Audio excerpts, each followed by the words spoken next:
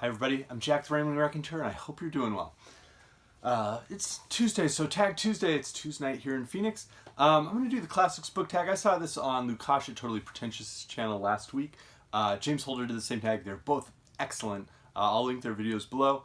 And it's originally from, it looks like it's originally from a website called It's a Books World. So here we go. Prompt 1. What is an overhyped classic you didn't really like? I don't like to start out on a negative note, so we will loop back to that question. Prompt 2. What is your favorite time period to read about? 2023, when hopefully the world's a safer place. I find humanity fascinating in many, many ways. So I'm pretty open to reading just about any time period, just about any like group of humans. I find humans interesting. I find the human mind, the human spirit, just absolutely fascinating and inspiring. You know, depressing in some ways, but very inspiring in many ways. And that's really what I look for. I've read a lot of sort of ancient history, whether it's Bronze Age, Iron Age, or more like classical Greece, classical Rome, up through the Byzantine Empire. I've read a lot of that, but I've also read a huge amount of 20th century and 19th century history. And I had a bizarre fascination with the Wars of the Roses when I was like 15, 16. So I read a lot about the 15th century. So anyways, pretty open. But I am very hopeful for 2023. Prompt 3. We will get back to 1. Prompt 3. What is your favorite fairy tale? So, if we're talking fairy tale proper, I highly, highly recommend Franz Xaver von Schönwerth's collection of fairy tales. They're from like Bavaria, the Ruhr region, collected during the 19th century. They are like the Grimm's fairy tales, except less grim and more earthy. They're the one that comes to mind for me is called Hans the Strong Man, in which you have this gigantic sort of like man-child walking around who has the functions of a human, but on a gigantic level. So you can imagine there's like Gulliver's Travels type moments in it. It's very short. It's like 3 or 4 pages, but it's quite funny. One of like the Turnip Princess, and they're charming and they just feel very lived in. It's like a comfortable pair of shoes that you kind of fit into as you read those stories. If we're talking more like the modern fairy tale renditions, I love Angela Carter. The Tiger's Bride as a tale, as a version of Beauty and the Beast, is one of my favorites, I think, from her. But if we step away from sort of fairy tale proper and view it more as like a wonder tale or even a folk tale, Mules and Men by Zora Neale Hurston is a personal favorite, in part because the tales are often very, very, very short. We're talking like a paragraph.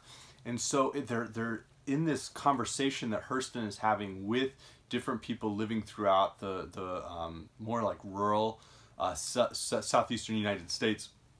And she just has these conversations with you. And so they bring out the folk tales within those. And sometimes they're only like 2 or 3 sentences long. And they just have this like gem-like effervescent quality that I love.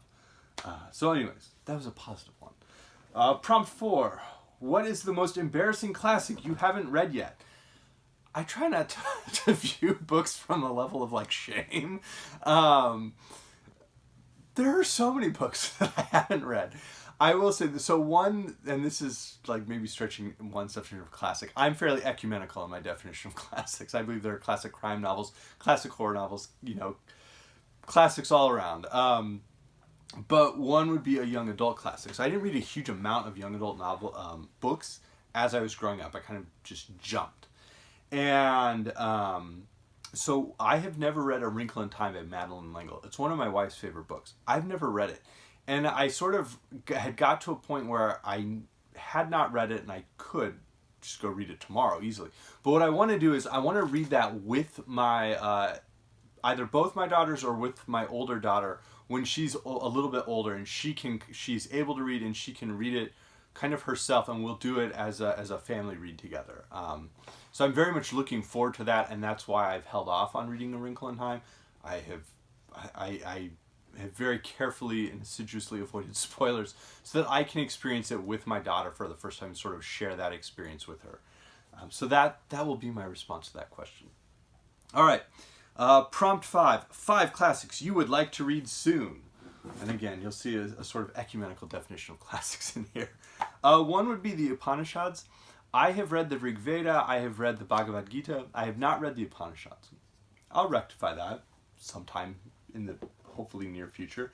Another one that probably is indisputably classic would be Diodorus of Sicily, or Diodorus Siculus. He wrote a history, and he was writing, I believe, 2nd or 3rd century AD? I forget. First century BC Rome.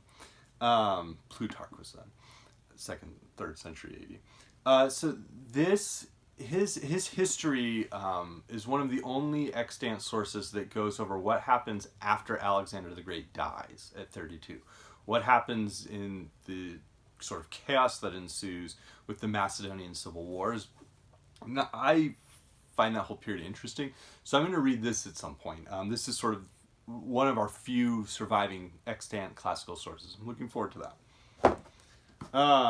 Another one, I've read parts of these but not all of them, and that would be the Ink Dark Moon, which is a collection of 9th to 11th century Japanese court haiku written by women. Three women specifically, and I'm really looking forward to this. My wife and I have read like certain haiku poems from here together, but I'm looking forward to reading the whole work. Another one, and this is where we move into sort of the 20th century. Can you have classics in the 21st century? I believe so, yes. And that would be Cain by Jean Toomer. I believe it's Jean short for Eugene. Which is a major modernist novel. It involves a lot of interesting, like, I imagine at the time, from what I understand, I would regard it probably as an experimental novel at the time. It's modernist, but it really goes into various aspects of African American life and helps sort of kick off the Harlem Renaissance. I'm really looking forward to reading this. And then this will probably be the one I get to first, though, and that's classic cosmic horror. So To Walk the Night, which is going to end in the Arizona desert, and is a classic cosmic horror tale by William Sloane. I'm very much looking forward to that. I'll probably read this in October. All right, now let's talk about that negative, question one. What is an overhyped classic you didn't really like? There are plenty. Aristotle can be quite boring.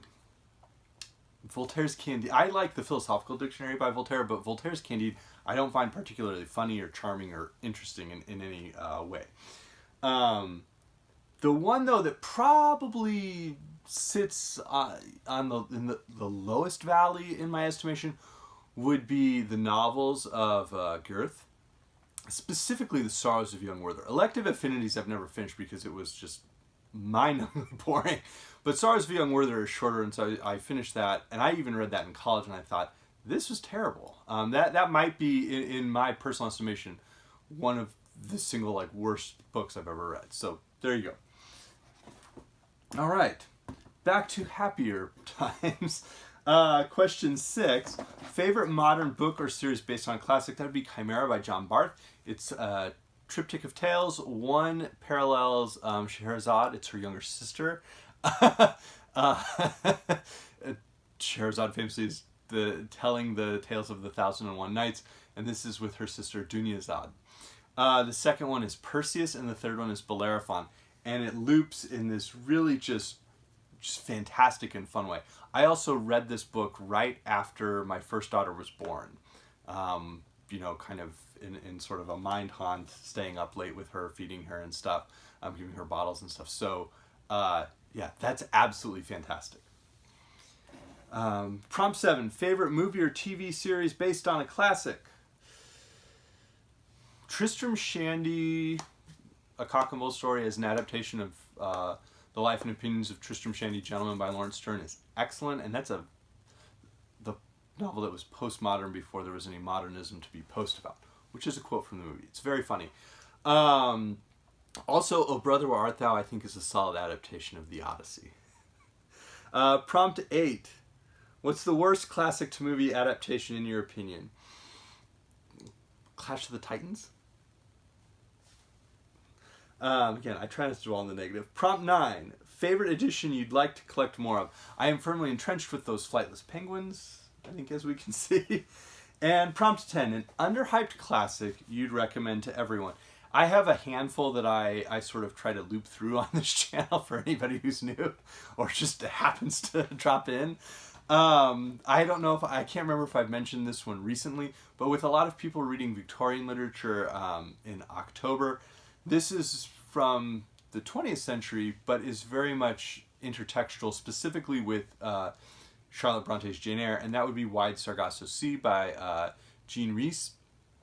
Absolutely fantastic, and it sort of shows it's a story set, it's a book set at the same time really as Jane Eyre, but it's on the other side of the ocean in the Caribbean. So great book. So there we go. That's the classics book tag. I don't know if you've read any of these works. You might wildly disagree with my opinions on any of them, but feel free to share your thoughts in the comments. And again, have a great day. Thanks. Bye.